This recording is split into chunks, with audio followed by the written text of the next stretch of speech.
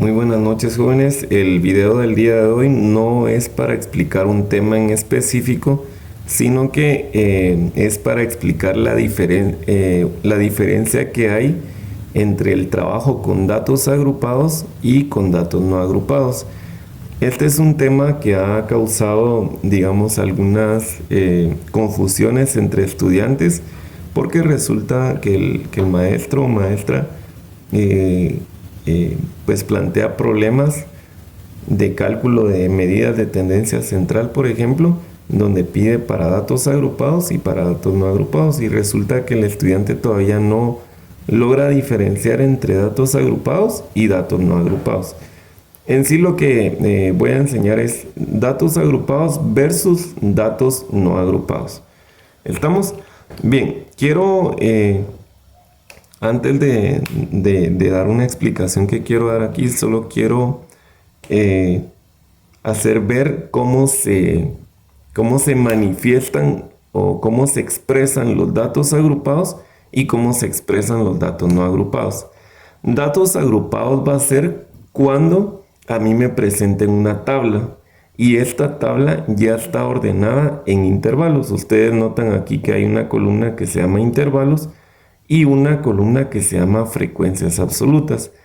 Y a esto nosotros le llamamos datos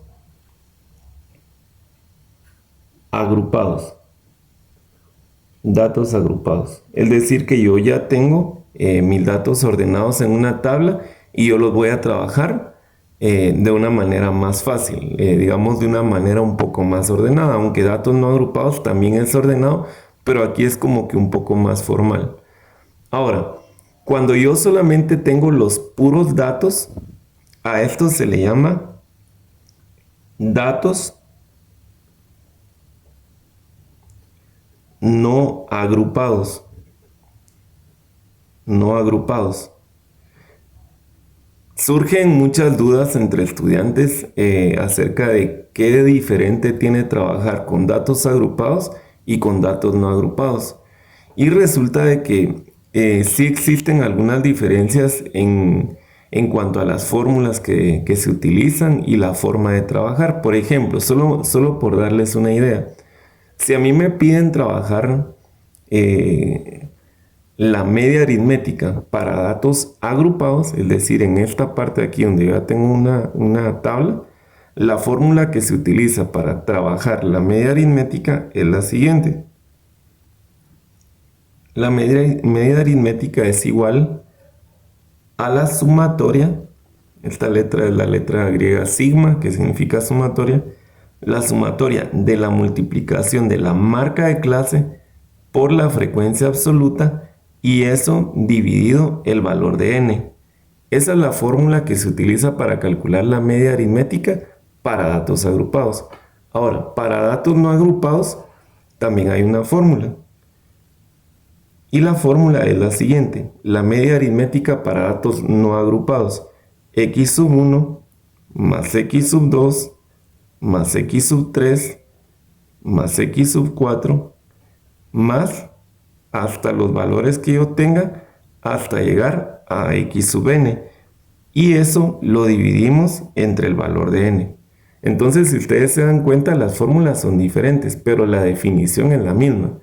Ahora, hay algo bien importante también a tomar en cuenta, que si la cantidad de datos no agrupados es muy grande, por decir, por ejemplo, unos 30 datos o 50 datos, hay una forma que si me lo solicitan ustedes, yo podría explicarlo también, de cómo ordenar todos estos datos y convertirlos en una tabla. Es decir, pasar de datos no agrupados a datos agrupados. Es decir, yo hago un procedimiento con todos mis datos, calculo el número de clases, calculo la amplitud de los intervalos que yo quiero trabajar y yo puedo llegar a tener mi tabla. Y ya puedo trabajar los datos que están no agrupados como datos agrupados. Pero la cantidad debe ser grande. Si yo tuviera, por ejemplo, 4 o 5 datos, no vale la pena. Se pueden trabajar como no agrupados. ¿Por qué se puede convertir una cantidad de datos grande a datos agrupados? porque son demasiados datos y conviene más trabajarlos en una tabla. Entonces, así como hay fórmula diferente para la media en datos agrupados y no agrupados, también hay fórmula diferente en la mediana, en la moda y pues en cálculo de percentiles y diversas medidas. Estamos entonces para que puedan identificarlo cuando su maestro o maestra les mencione datos agrupados, ya saben que es con una tabla, y con datos no agrupados es solamente los puros datos.